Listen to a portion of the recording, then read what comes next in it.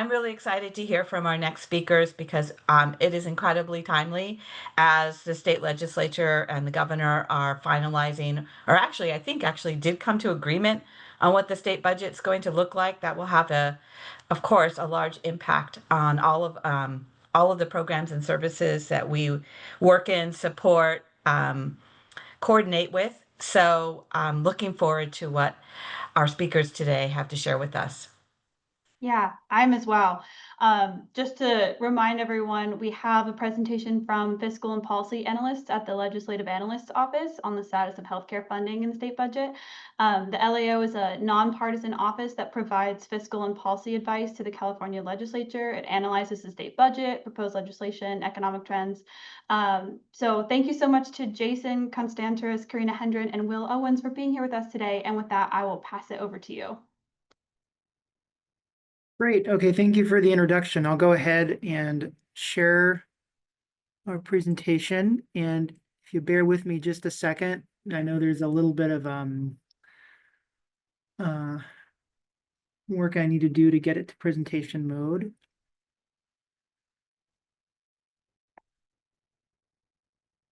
Could somebody tell me if it's in presentation mode? That looks great. Yeah, you're good. That's great. Okay. Before we jump in, I just wanted to note that when you reached out to us to talk, the final budget agreement hadn't been worked out yet, and the final budget agreement was sort of announced 1 or 2 days ago. So our presentation, it wasn't able to fully sort of reflect all of that. We will try to sort of note, what kind of try to reflect the agreement, but just want to emphasize in advance that some of the details are still sort of emerging on the final agreement. So with that, I think I'll go ahead and kick it over to Will. Do you want to get started? Yeah, thanks, Jason. So yes, I figured we'll probably introduce ourselves as we kind of go through and present here. I also want to give a shout out. We have a intern in our office this summer, Sarah. She'll be joining us. Very, very happy to have her and have her sit with us for this call. So yeah, thank you, Meg, for that great introduction. You kind of actually got a little bit of our talking points ahead of us there. Yes, so as you mentioned, we are the California Legislative Analyst Office, and so I'll go ahead and kind of talk a little bit about us for those who are unfamiliar. We provide nonpartisan budget and policy analysis for the legislature. There's around 50 staff, all covering various kind of components of kind of state budget policy. The team you have here is the health team, but we also have a variety of other teams covering everything from housing to services to revenue forecasting to environment. Runs the whole gamut. So a couple of the key activities that we do, primarily, and what we'll talk about today, is we assess the governor's budget proposal and then provide analyses for the legislature, including occasionally recommendations and assisting in developing alternatives.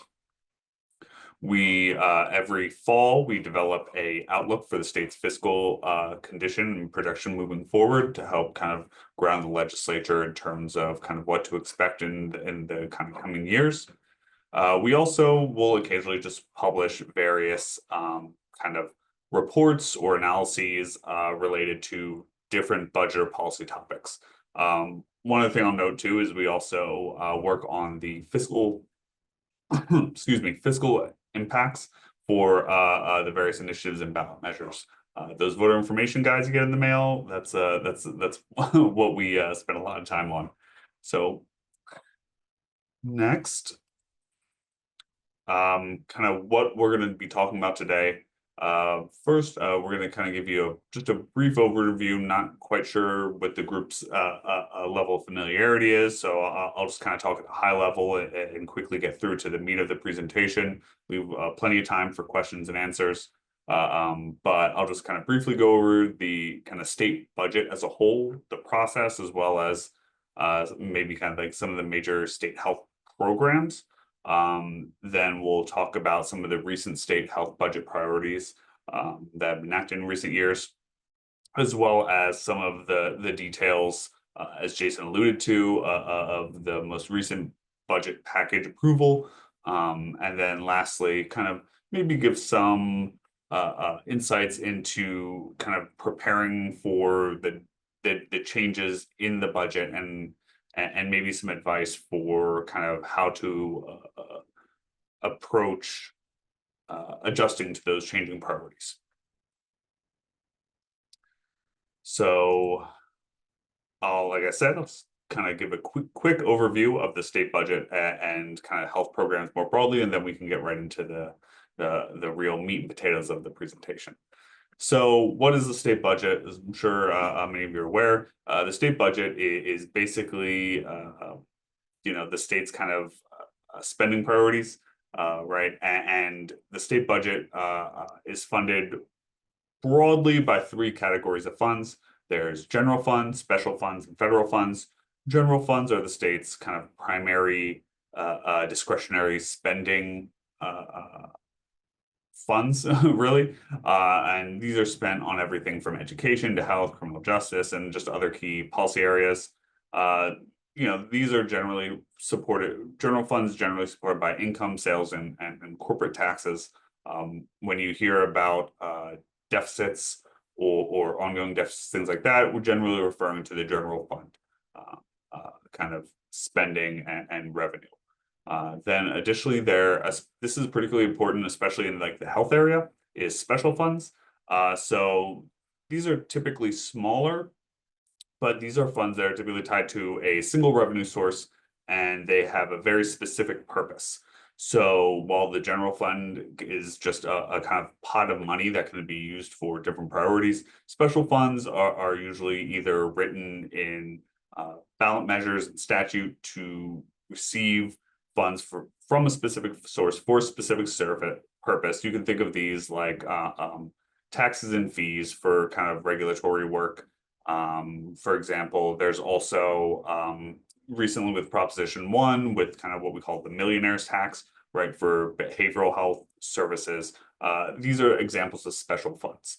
Lastly is federal funds, and this is probably most important for the state's health programs, particularly Medicaid or Medi-Cal. So these are funds from the federal government, and they're usually for specific purposes and then also have requirements based around them. So the state budget process, this is just kind of like a rough kind of timeline for kind of what to expect with the state budget process. You'll note here that we are at the very end of the current state budget process and are gearing up for now the start of next year's budget that will be passed next June. So it's kind of a nonstop cycle. So kind of the next upcoming items within the state budget process to kind of keep an eye out for is through the summer here, and then into the winter, there will be efforts by the departments in the administration to kind of put together and begin developing the governor's proposal for the 26-27 budget that will be released in January. So we will in November kind of release that fiscal outlook that I talked about earlier, which is kind of the state's or the office's kind of long-term projection of state spending. And then we'll be geared up to kind of talk about the governor's budget proposal in January. So just to kind of, again, talk about some of the major state health programs, they kind of fall into a few different categories. The first is kind of health coverage. Broadly, this is probably the largest portion of the state's budget in terms of health services and health programs, primarily being driven by Medi-Cal, which is the state's Medicaid programs, a joint federal state and federal partnership that covers that provides health and coverage for primarily low-income individuals. There's also the Covered California. So following the passage of the Affordable Care Act, there was the establishment of a exchange to allow individuals to purchase private insurance, and then depending on income with subsidies, on this exchange, if not either provided through Medi-Cal, Medicare, or employer sponsored, is people are able to access that on the exchange. Some other, like I said, other public that are not state program, other public coverage systems that are not state programs are Medicare, which is a federal program. And then also counties have their own service health coverage services, primarily for individuals who do not have insurance through any other means, though that population is much smaller now with the Affordable Care Act. Next, talking about public health. So public health is primarily provided in combination between states and local health jurisdictions. So the Department of Public Health at the state level kind of provides statewide public health support and initiatives, and then the local public health jurisdictions, like I said, kind of focus on delivering more direct public health services for their specific communities. Next, so health planning and development. These are kind of largely not necessarily direct health services like healthcare services or health coverage or public health, but rather kind of support for the healthcare system broadly. These would be things like workforce development programs, a lot of programs that provide scholarships, that provide loan repayment, that develop pipelines for healthcare workers. A lot of that is provided and delivered by the Department of Healthcare Access and Information, or HCI, though there are some other health workforce development programs. There are also programs that promote affordability, things, for example, within the Department of Public Health, like the AIDS Drug Assistance Program, which help provide subsidized drugs to individuals with AIDS or HIV. And then also things like Calorex. State hospitals. So state hospitals, there are 5 state hospitals. The state hospital program is essentially hospitals that provide behavioral health services to certain populations. So, for example, certain individuals who are conserved, or individuals who are deemed incompetent to stand trial within the criminal justice system and have to have their competency restored. Many are treated at the state hospital system. And lastly, kind of consumer protection. So this is done kind of jointly across a number of departments, things like licensing healthcare providers or licensing and certification of facilities. You could also maybe think about this as the regulation of health insurance plans, managed care plans, things like that. This is all done within the state health program umbrella. All right, and then just to kind of give you a sense of scale, right? When we're talking about how much funding and kind of what that funding is used for, if you look at the pie chart on the left here, you'll see that the vast majority of healthcare spending that's in the state budget is for Medi-Cal. It's an extremely large program. I believe when you account, it's the state's second largest general fund program, I believe, and then the largest total funds program, right? Sometimes I get that mixed up between that and K-12. And so is, a very large program, covers, I believe the number now is about 15 million Californians are on Medi-Cal. So as you can imagine, it's very large, and this is represented on the pie chart on the right. The vast majority of those are federal funds. So as you may know, Medi-Cal, like I said, is a state-federal partnership. About half of the funding, depending on the population, is from the federal government, with the other half being state or other funds.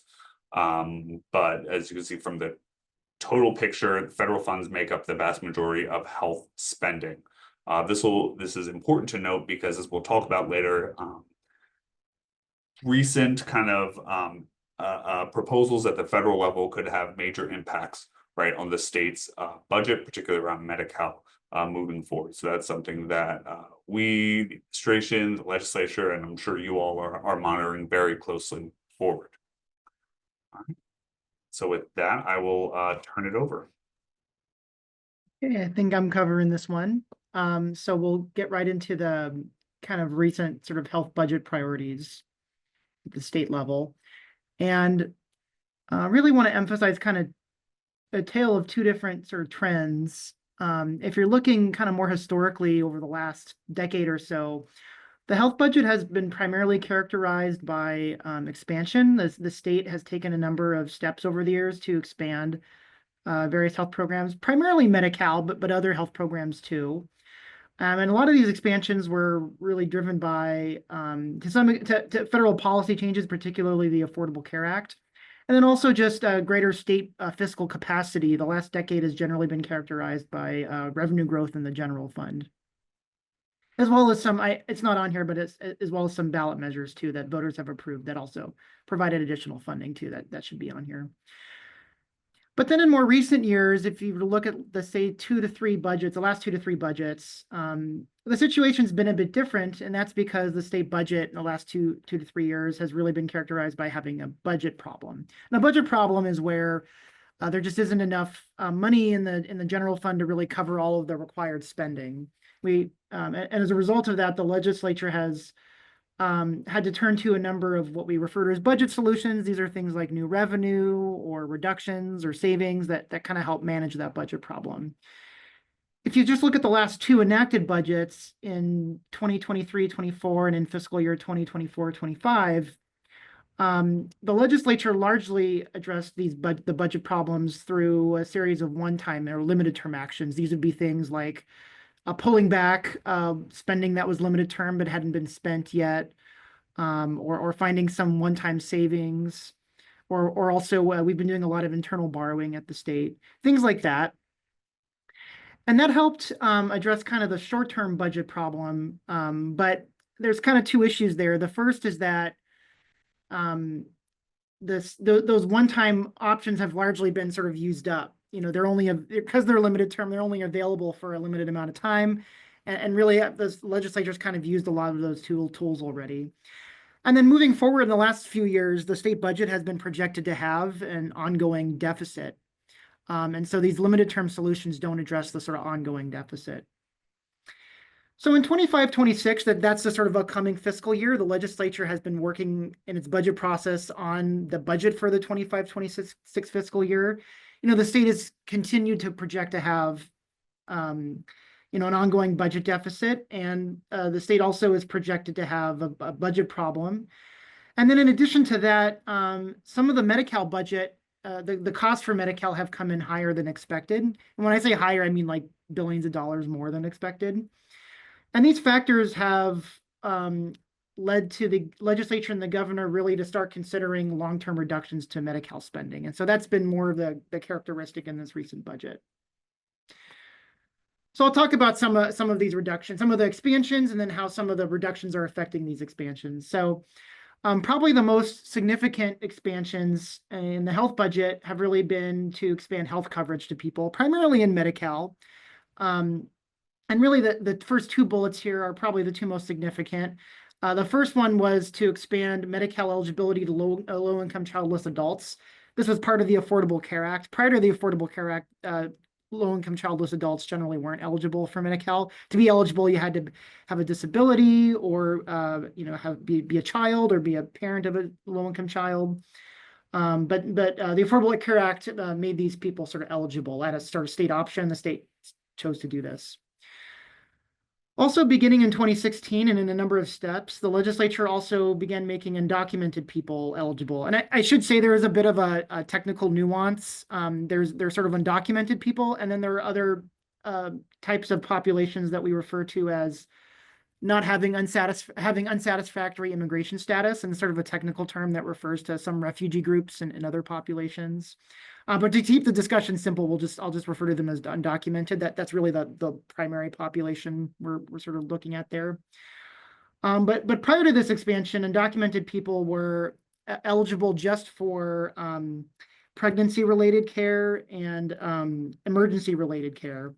But beginning in 2016, in a number of steps, the state made undocumented people eligible for comprehensive coverage. And federal funds are only available for the pregnancy and emergency care services, so the comprehensive coverage is entirely covered by the state. There are a couple of other expansions too. That the state Medi-Cal has long had an asset limit in addition to an income limit for seniors and persons with disabilities to qualify for Medi-Cal. And the state, in a number of steps, eliminated this limit. And then also, as Will noted, when the state created Covered California, that also was intended to provide people greater access to be able to purchase private insurance. So in terms of the reductions that are currently being considered for eligibility and access to care, a lot of the reductions are really focused on the undocumented population. And there's a couple of reasons for this. One is that undocumented expansion that I described earlier has come in to be a lot more expensive than originally estimated. It's more than double. And this is, it's current estimates, I think, put the cost of the expansion somewhere in the $10 billion range in terms of general fund spending. So it's a pretty substantial portion of general fund spending within Medi-Cal. And in addition to this, it's not on as a bullet here, but the undocumented population, because it's a sort of only funded by the state, that expansion doesn't receive federal funding. The state has a lot more discretion over that. It isn't subject to the same sort of federal rules and limitations that other populations are sort of subject to. And so because of that, the state has been considering reductions to this population, and the two key ones are to sort of freeze eligibility for the expansion. That means that anyone who's currently part of the expansion population who is receiving comprehensive coverage today would remain, but any new people would not be eligible. Even if they are otherwise eligible, they would not be allowed into comprehensive coverage. And then, in addition to that, the legislature is also weighing charging this population premiums. So in order to remain eligible for comprehensive coverage, they would have to pay a monthly premium. These both remain in the final agreement. The final agreement, the premium that's in the final agreement would be $30 per month, and then the premium would just apply to 19 through 59-year-olds instead of the entire undocumented population. The state is also considering, in the final budget package, includes some eliminations of certain sort of coverage of services for this population too. In this case, dental coverage. And then the final agreement, and this is something that had been under consideration, also reinstates an asset limit. It's not the full asset limit that was sort of very historically. It's a larger limit that was in place for a few years.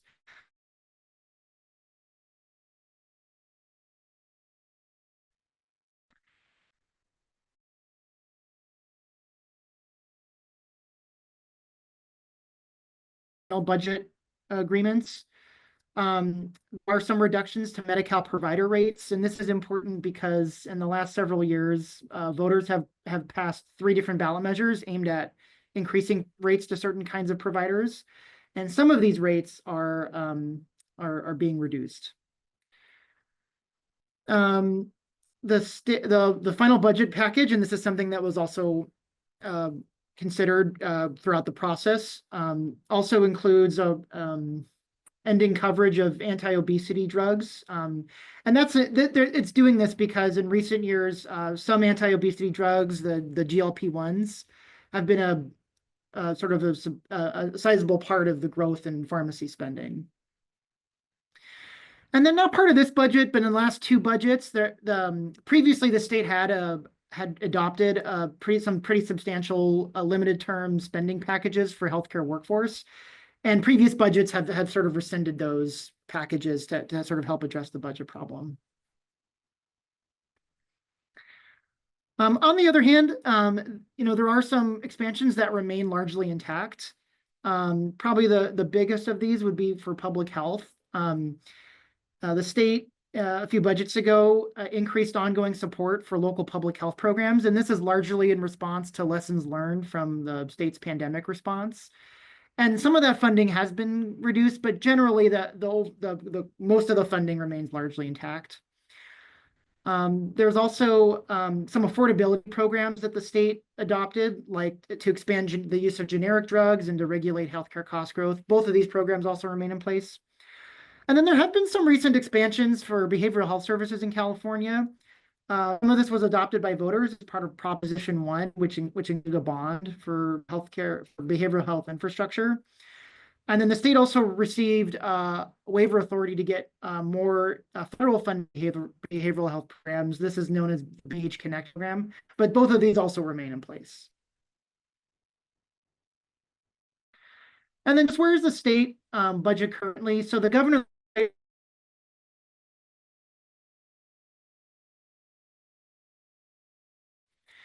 the governor had sort of initially proposed some reductions, and then the legislature later passed a two-party deal. It's called a two-party deal because it's with the two houses of the legislature, the Senate and the Assembly. And that two-party deal also included reductions, but they were sort of modified somewhat. In some cases, the reductions were sort of lesser in magnitude, or in other cases, the legislature sought to delay the reductions.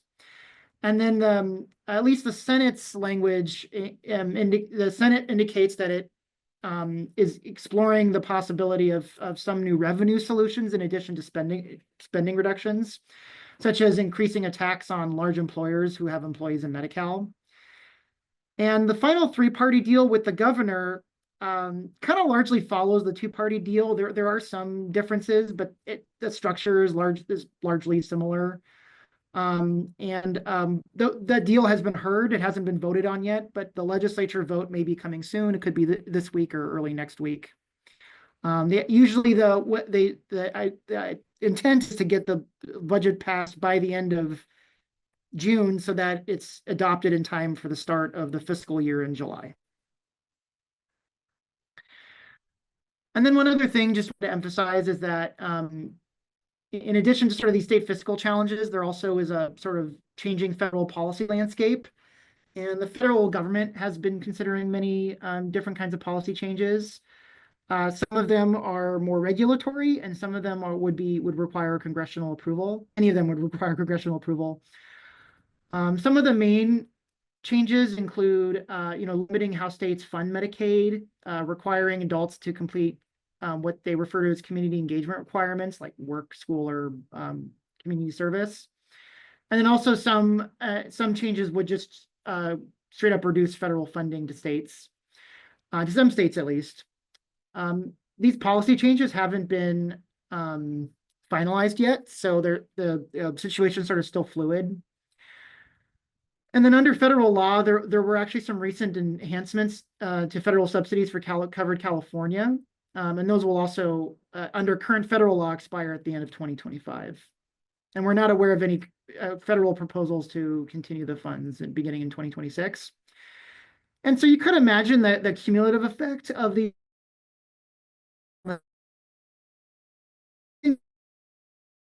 at least state, the cost to funding, but in a lot of cases, not every policy change would result in a direct cost to the state. For example, some of these policy changes would result in lower caseload. And lower caseload actually would technically save the state money, but it could mean that fewer people have access to health coverage. And in some sense, that could create sort of indirect cost pressure to the state.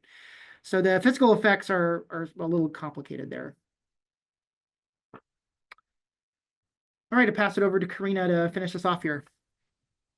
Thanks, Jason. And hi, everyone. My name is Karina. I'm a member of the health team along with Jason and Will.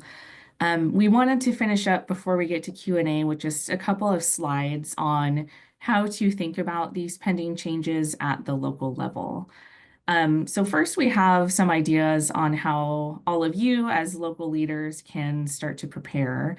One of the most important things is just to do everything you can to understand these changes and remain informed about them. They are confusing, even to people like us, and there's a lot of material to go through. And so as community leaders, you can sort of be facilitators to help residents in your communities understand these changes. We have seen some evidence from research that with these pending changes in eligibility policies for Medi-Cal, that there may be people who would still be eligible under the new rules, but they could still lose their eligibility simply because they might be confused about the rules, or they might not understand the sort of like paperwork or administrative processes that they need to complete in order to keep their coverage. And so in the interest of helping people keep coverage that they're eligible for, a really important part of that is just communicating about the changes and helping people access information and resources so that they can understand what's happening and how to remain sort of compliant or complete any paperwork that they need to do to keep their coverage. And sort of what goes hand in hand with that, of course, is just planning ahead, staying up to date on different timelines for when these different policies will go into effect, because they don't all go into effect at the same time. For example, at the state level, some policies would start in January 2026, others wouldn't start until 2027. And then at the federal level, there's kind of a whole other set of implementation dates. And so just being aware of those timelines and doing everything you can to plan for them would be a good place to start. And then as far as other ways that you can remain engaged, one is thinking about the degree to which your local organizations would be prepared to implement all these coming changes, because sort of where the rubber meets the road for a lot of these things is at the local level with community-based organizations, county organizations, cities, really at the local level. And so thinking about implementation and what resources you might need to be ready to implement the changes. And as we mentioned before, a lot of that involves interfacing with enrollees at the local level. And so thinking about how you can come up with messaging to make things as clear as possible for them. Another thing to think about is what resources local groups might want from the state to help implement these changes. And the State Department, that is the state's as we call it, Medicaid agency, or the entity that is responsible for Medi-Cal, is the Department of Healthcare Services. And you can always contact them to provide feedback, let them know what resources would be helpful for you, and sort of make your voice heard in that way. Another really important thing is thinking about data. I know that's a big buzzword, but when it comes to all these changes, it's really important for us to have insight into the effects they're having. And a major way to do that is to have a process in place to sort of track the results or outcomes of all these changes. And especially if you're thinking about going back to the state or even to the federal government to provide feedback on what's happening, having documented data can really bolster sort of your messaging and say, you know, we have this data to show this is what's happening at the local level. So anything that you can do to track the effects is just really helpful in terms of the state understanding how these programs and changes are being implemented and what effects they're having. And then finally, as these changes are being rolled out, you might notice over the course of implementing them that you might think there could be better ways to do things. And if you do come up with maybe alternative approaches, being able to, again, document that and convey that message to leaders at the state level or at the federal level can be really powerful as well. And thinking through sort of all the different dimensions, maybe of what your proposed alternative would look like, and having kind of that solidified message again to convey that information can be really helpful. So that's the end of our slides. And now we can go ahead and open it up to Q&A.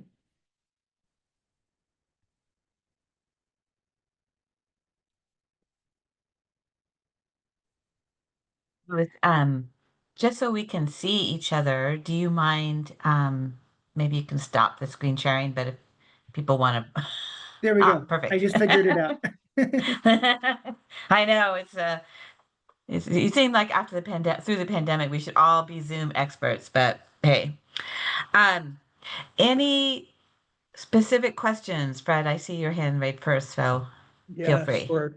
I have a few, hopefully they'll be fairly fast. In terms of when these go into effect, I get the federal stuff, that's really unclear. But on the state level stuff, just where can we easily find like when the undocumented piece would go into effect? Does someone have that somewhere? Yeah, so there are a couple of resources you'll be able to turn to. Already available right now are if you go to the Senate or Assembly Budget Committee web pages, the staff have written up summaries of the budget, and they're 95% accurate. Okay. Absent maybe an error or two. Those will have the summaries. Our office will later do a summary of the budget called the spending plan. We do it on the whole budget, and then we will have posts on different policy areas, including health. That usually isn't available until the fall, though. And we're usually waiting. The legislature has an August session, actually, so we usually wait until they've done the cleanup legislation before we do the sort of final release. So that's a bit more delayed. So if you're really anxious to get all the dates down, I think maybe the Senate and Assembly staff reports are probably a good place to start. Yeah, nothing goes into effect though, like on July 1 at this point, is that right? I don't want to say nothing goes into effect. The I put a premium link and in the chat. I put a Okay. link to the assembly one. Yeah, Great. the premium and the freeze are not in effect July 1. Okay. I want to say though, is the Prop 56, Karina, is that Prop 56 payment a reduction for dental effective? That's later, I think. That's later. Yeah. They've negotiated the timelines too, so I Okay. can't remember off the top of my head. Sure. There might be some that are effective July 1, but I think they would be like more on the provider payment side. Yeah, I don't think that clinic one either. I think they've still kept that one delayed. So yeah, I can't think of anything off the top of my head. And then how locked in is this now? Like, or could there be more changes? Is there more advocacy happening, and can it be happening, or what's the status? Yeah, the final budget package hasn't been voted on and signed, but it's pretty close. Like I think if you were trying to do any major advocacy on the state budget, probably isn't the best time right now. I mean, it's probably gonna the plan at least usually is to sign it by the end of this month, so just in a few days. So I wouldn't, it's obviously nothing's guaranteed until they sign it, and even when they sign it, then down the road, the legislature can always amend things, but the agreement seems to be in place at the moment. And Well, that one being thing to keep in mind that's sort of unique for this budget cycle is the legislature has indicated they might come back later in the summer or fall once the federal decisions are made, just because so much of what's happening depends on the federal decisions, that they may call like a special session later this year to sort of make adjustments once they have that information. That doesn't normally happen. So again, it's kind of a unique feature that's happening this year, but you That can may keep an happen. eye out for that. Mhm. And again, too, a lot of the major provisions here are not taking effect, right, until at least next year. So there's a chance that in the upcoming budget proposal, things could change even after the federal piece, once the governor proposes budget. So a lot of the major provisions could still be changed before they do end up taking effect next July. Debbie, I could ask more, but I'll let you go. I think you should ask more and then let me go. I mean, I'm already going to look stupid after this gentleman, but I would like you to finish asking your questions because I'm sure they're some of mine too. Go ahead. With all these CDC and NIH cuts that are likely from the federal level, both even in the current year and next, is there, so the public health, it sounds like it's pretty much stable, maybe a little bit more in a couple areas, but those are going to be major cuts that hit California. Has there been any talk about how the state may backfill any of that? So I'll say some of the original cuts that were the kind of like the kind of reversion of some of the supplemental funding that was provided during COVID or towards the ends of it moving forward. I haven't seen too much updated on that lately, but I know a good chunk of those reversions were kind of held up in litigation. So as of now, I'm not aware of any major changes. That being said, ultimately, what's in the final federal budget that will adjust those things moving forward, obviously, will impact the state's public health budget, a large chunk of which is federal funds. Now, to the degree that the state has capacity to backfill some of that, it's hard to say. As Jason mentioned, the state is facing kind of ongoing like structural deficits. So it's difficult to say if there will be much capacity for that. And so any type of backfilling or funding for public health, that results from like loss of federal funds is going to ultimately have to be kind of balanced against other priorities that the state has. So right now in the state's current budget, nothing has been not much has changed in the public health space, but moving forward, again, the capacity to backfill lost federal funds is likely to be limited. And we're not really prepared yet to speak on the NIH side of it. That's more of a higher ed. That if there's an impact, it would be on our sort of higher ed institutions. So, even though it's health related, so we're not prepared to. I'm not really sure what the developments have been there.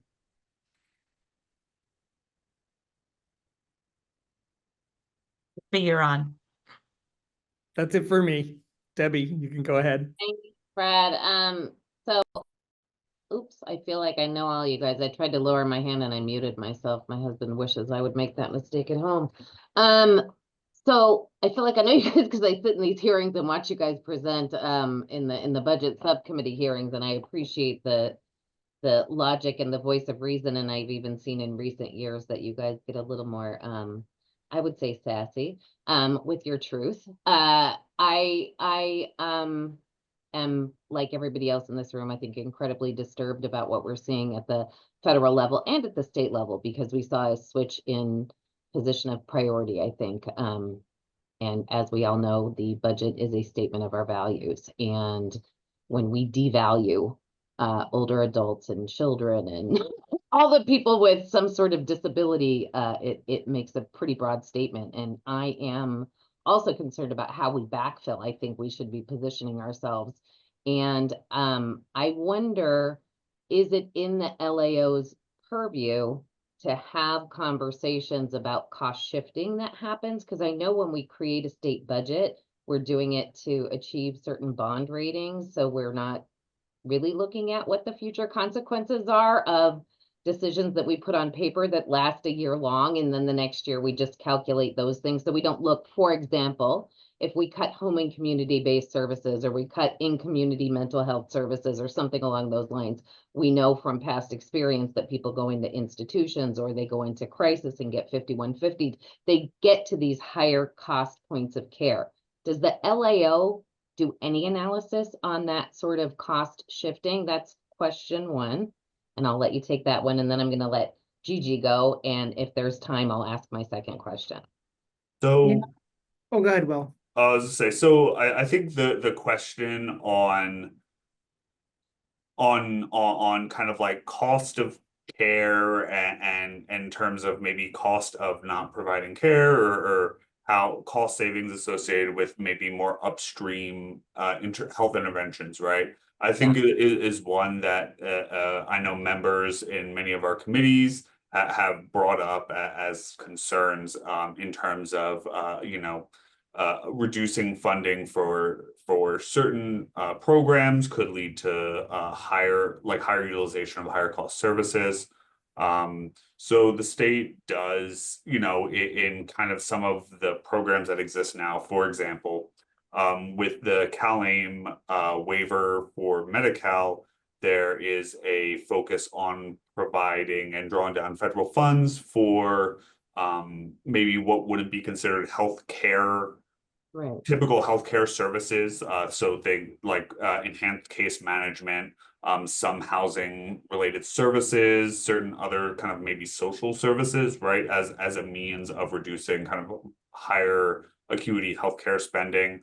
I think that's something that gets brought up a lot, and it is something that's always of interest to the legislature. To the degree that our office kind of accounts for those, it's very difficult because I think a lot of the effects around those things are very hard to measure, very hard to track over time. And so while we don't have maybe a specific protocol or capacity to maybe evaluate those specific impacts directly, I know it is something that members care a lot about and are interested in. So to the degree that organizations or other stakeholders are able to maybe either present evidence or present these things to members, I think it's something that always has interest, and is something that, it is something that is kind of looked towards. So if it's evidence-based research, could we provide it to you in addition to our legislative people? We'll always be more than happy to any information you want to pass on to our office. You can pass it on to one of us or all of us. We'll make sure that whoever it will get to whoever, and we're always interested in hearing from organizations and advocacy groups and things on any particular topic, because it helps us kind of understand things better. But I think, yeah, any type of evidence-based kind of research that you have, or even kind of examples, I think generally individuals are interested to hear. Thank Yeah, you. I would also, I would emphasize just a couple points that Will said. I think one, oftentimes we do not have great data on some of the policy changes that happen at the state level. I don't think we've seen yet evidence on the sort of impact on the undocumented expansions. Like, did those result in lower utilization of emergency care, for example? And some of that is just because those are very recent policy changes. And so in some cases, the state didn't even have enough time hasn't had enough time to really sort of track that. The other thing about our system is that, because our healthcare system is pretty complex, it can be the case that, when you say cost shifting, sometimes it's shifting something away from the state and onto another entity. And that can also be very difficult to analyze and be somewhat uncertain. But, a really good example is, for the undocumented expansion, there was a lot of concern that if the state were to reduce that and it shift more people back just to pregnancy and emergency related coverage, would that increase emergency use? And that's a possible outcome, but it's also the case that that part of the coverage is partly covered by the federal government. So that wouldn't necessarily result in a higher cost to the state. Some of that would be borne by the federal government. And in other cases, it can shift costs onto private payers or to counties. One of the things concerns we heard a lot about is how does this sort of impact county programs? And these things are going to be really difficult to sort of assess because it's just a lot going on in our system, and there's a lot of interacting policy changes. So it is something we look at, it's something we try to get at, but it's often very hard to be precise and translating that to a fiscal estimate, just for a lot of factors. Yeah, and Debbie, my assignment includes long-term services and support, so all of the HCBA waivers as well as institutional care. And even if we can't put a dollar amount on it, we do raise it as a concept to be aware of for the legislature. So while we can't necessarily tell them, oh, it's going to cost X dollar per person, we do tell them, like, this is a trade-off to be aware of depending on how you structure these programs. It's really interesting to hear. Gigi, I'm going to let you go next, and I just wanted to let the group know that I have a 3 o'clock, so I have to get off. But Meg will be here, and if you all want to continue the conversation, there's the deadline is not that hard and fast. Go ahead, Gigi. We still Thank have you. time. Thank you. I appreciate the conversation, and I've already been swirling, but I attended our Contra Costa County Board, and they have $727 million in reserves. And so my approach, if I was managing my own home budget, would be to try and put some preventative dollars out there and maybe move away from evidence-based practice and look at community-defined strategies, have the communities start doing some of the work with some of the funds available to start solving some of their own problems. And so I'm just concerned about hoarding that can take place at county level while we're waiting for the storm. And we're already in the storm for a lot of the communities. They're already feeling the pinch. So I don't know if there's been any thought about whether county should be shoring up opportunities to spend some of the money instead of waiting for the inevitable, which we know we're going to be harmed. So leaning more into preventative, what can we do now to brace ourselves so it won't be such a hard hit is where I'm at. And I don't know if anyone else is thinking along those lines, but I Yeah, don't know how I could not be in the mental health space. yeah. So I don't know about, I don't know if we can speak too much about counties. You know, our role is really to advise the legislature on the state budget. Um, at the state level, I think we do try to urge some caution fiscally with the legislature when it's passing the budget. And you know, given some of the risks and uncertainties, I think the legislature generally has had some interest in preserving some reserve for the state. That way, in case something does kind of happen down the road on the federal side, that the legislature would have some reserve that would be pretty critical to cover costs before they can make more significant decisions. So the idea of holding a reserve in the short run to manage some of that risk, there's some logic there. Yeah, I don't know if that's a totally satisfactory answer, but you know, there's sort of a rationale to try to shore up some reserves in the short run to sort of manage some of that uncertainty in the long run. I guess for me, it's like the dollar amount. What's that magic number when people are suffering now? You know? Yeah, so it's something we think a lot about in the office, and we have other folks in our office who do like state reserves where we're not totally prepared to speak to that. The reality is for the state to really protect programs and prevent major reductions would need to have pretty sizable reserves, and that's because we have a lot of volatility in our revenue system. We rely on the income tax, which can go up and down with the economy, and to also to some extent the sales tax too. So you know, to really manage that volatility, you need to have pretty decent sized reserves.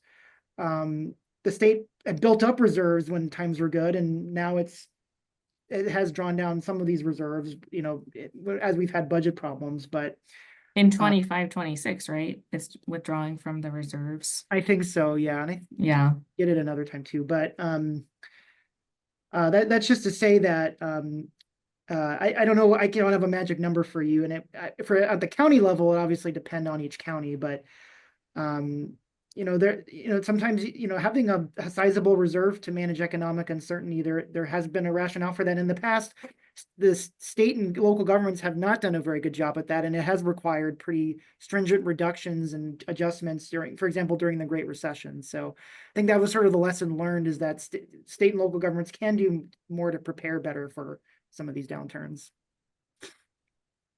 And I will just add that some members of the legislature have been interested recently in the effects on counties and whether counties would have to potentially increase their spending on health coverage if certain individuals lose Medi-Cal because of these changes that are being contemplated. And so that's something that we're also looking into, is kind of that interplay between the state level and the county level, and how responsibilities and the associated costs might change depending on exactly how all these policies shake out. I thinking about it more, I could see though, you know, you mentioned sort of community-based work. So, I mean, I think, one of our key points here was that, spreading the word, making people more informed, doing more outreach. These are the sorts of activities that I think could be beneficial, and to the extent they're not overly costly either. Those are the sorts of activities that, I could see groups focusing on now so that people are prepared when the changes come up. So Yeah, and then to really drive that point home, Karina mentioned it in her conversations. When you look at what the cost savings from things like premiums, from things like work requirements, things like that, a lot of those cost savings are associated with disenrollment effects, right? And so to the and Karina mentioned that there appears to be good evidence, at least, that a not insubstantial portion of that disenrollment effect isn't necessarily because people are ineligible, but it's more from administrative factors, difficulties in filling out paperwork, getting in contact with folks. So to the degree that community groups, local governments, local organizations can really make an impact in terms of kind of mitigating the impacts of these changes, would be things that are specific to ensuring people understand kind of the ins and outs of the application process, assisting people with making sure they're aware of like the paperwork requirements, making sure that they're aware there are certain even under the state budget, there are certain kind of windows to remediate, if you will, kind of ineligibility, right? To ensure that they understand that just because they don't get the maybe paperwork in on time, there's a period of time that they can kind of fix it and remain enrolled and keep coverage. I think a lot of those kind of implementation efforts and again, really pushing the state to ensure that implementation is done in such a way as to mitigate the burden on beneficiaries, I think is really where a lot of community groups and organizations and local groups can make a fairly large impact on the actual effects of some of these changes. I think LAO folks, we might need to be a little more succinct to some of our answers, so because I know we're past time, so we might want to. Yes, sorry, yeah, I Oh, know. no, you will, and just all three of us here. We really appreciate your time and staying a few minutes over. Are there any other burning questions here? They did also put their contact information in the chat if anyone wants to reach out to them after the meeting. If there aren't, well then thank you so much for being with us, and thanks everyone for coming to this great presentation. We really appreciate it.